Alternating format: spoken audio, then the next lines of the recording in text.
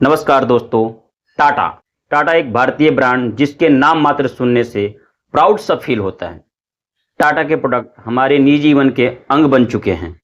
घर में यूज होने वाले नमक, चाय पत्ती, दाल, सड़क पर चलने वाली टाटा की गाड़ियां, शादी में यूज होने वाले गहने तनिष्क, कपड़े के ब्रांड वेस्टर्न साइड, हवा में उड़ने वाले जहाज एयर इंडिया, विस्तारा तथा ताज होटल। इसके अलावा Tata motor, Tata metallics, Tata chemical, Tata coffee, Tata communication, Tata power, Voltas, TCS, IHCL, Jaguar, Land Rover तथा टाइटन जैसी 100 से भी अधिक कंपनियां हैं जो टाटा ग्रुप के विस्तार में चार चांद लगाते हैं।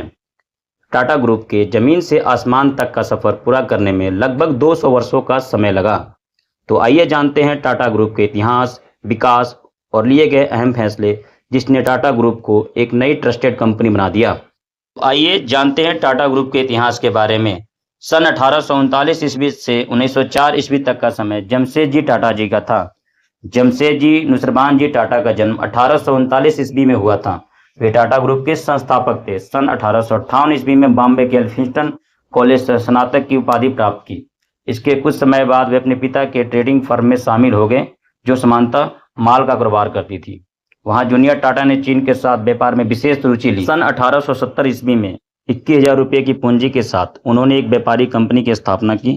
इसके अलावा उन्होंने चीन पोकली में एक दिवालिया तेल मिल खरीदा और इसे अलेक्जेंड्रा मिल नाम से एक कपास मिल में परिवर्तित कर दिया, जिसे 2 साल बाद उन्होंने प्रॉफिट में बेच दिया।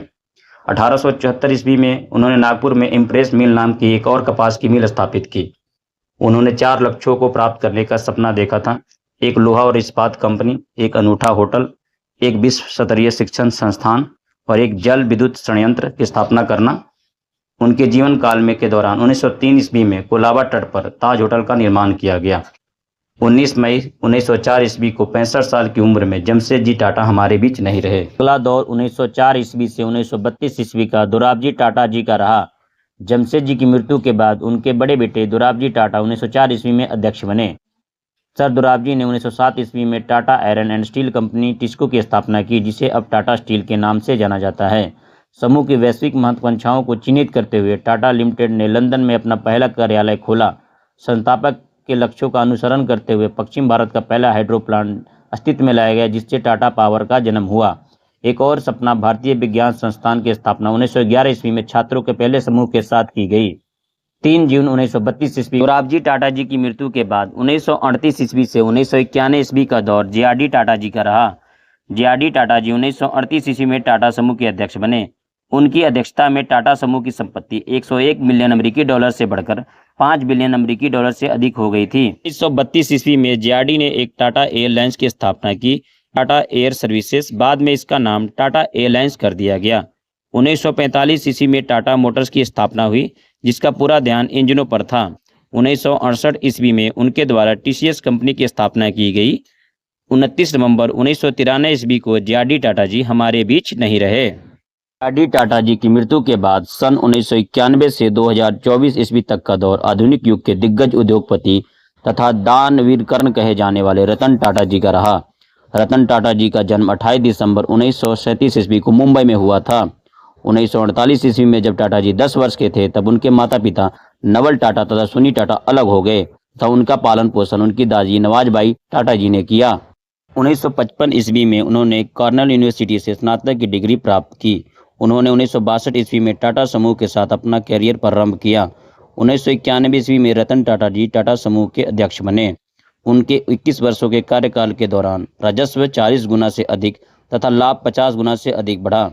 वित्त वर्ष रिपोर्ट के अनुसार टाटा समूह का राजस्व 3800 करोड़ रुपए बताया गया। इस दौरान टाटा समूह ने कई कंपनियों का अधिग्रहण किया। टाटा समूह ने फरवरी 2000 को टेटली टी ब्रांड को खरीदा। इसके बाद 2007 में टाटा ने कोरस स्टील समूह का अधिग्रहण किया। वर्ष 2008 में टाटा समूह ने जैगवार और लैंड रोवर का अधिग्रहण किया। टाटा समूह की सहायक कंपनी टाटा मोटर्स ने टाटा नैनो को लॉन्च किया, जिसे सबसे सस्ती कार के रूप में देश में पेश किया गया। आइए अब जानते हैं टाटा ग्रुप द्वारा किए गए कुछ सामाजिक और परोपकारी कार्यों के बारे में। कोरोना महामारी के समय हमारा देश स्वास्थ्य संकटों से जूझ रहा था। उस समय टाटा समूह ने देश की मदद के लिए 1500 करोड़ रुपयों का योगदान दिया।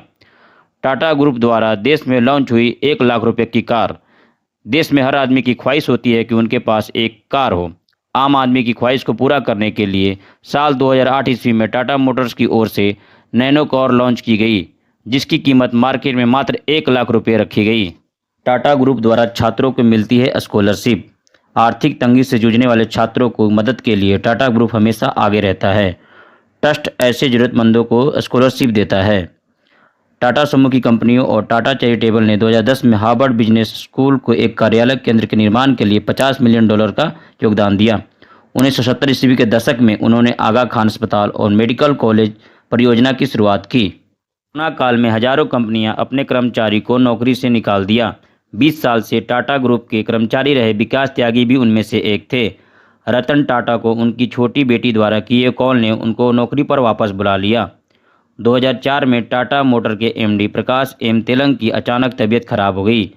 दिन रविवार का था और डॉक्टर द्वारा एम्बुलेंस का जुगाड़ नहीं हो पा रहा था। जब इस बारे टाटा जी को पता लगा तो वे कंपनी के प्लेन उड़ाने के लिए तैयार हो गए, परंतु बाद में एम्बुलेंस का प्रबंध करा लिया गया और उन्हें हॉस्पिटल ले जाया गया। अब कुछ रतन टाटा जी द्वारा कहे गए प्रेरणादायक विचारों पर प्रकाश डालते हैं। मैं सही फैसला लेने में विश्वास नहीं करता। मैं फैसला लेता हूं और फिर उसे सही साबित कर देता हूं। जीवन उतार चढ़ाव से भरा है तो हमें इसकी आदत डाल लेनी चाहिए। अगर आपको तेज चलना है तो अकेले चलिए, लेकिन अगर दूर तक चलना है तो साथ साथ चलिए। किसी भी काम के प्रति हमें हमेशा पॉजिटिव रहनी चाहिए, क्योंकि नेगेटिविटी हमारे सफलता का कारण बनती है। लोहे को कोई नहीं मिटा सकता सिवाय उसके जंग के, वैसे ही एक इंसान को कोई नहीं मिटा सकता सिवाय उसके सोच के। उन हजारों पत्थरों को अपने पास रख ले जिसे लोग आप पर फेंकते हैं, और फिर उन पत्थरों का इस्तेमाल कर उनसे एक महल बना ले।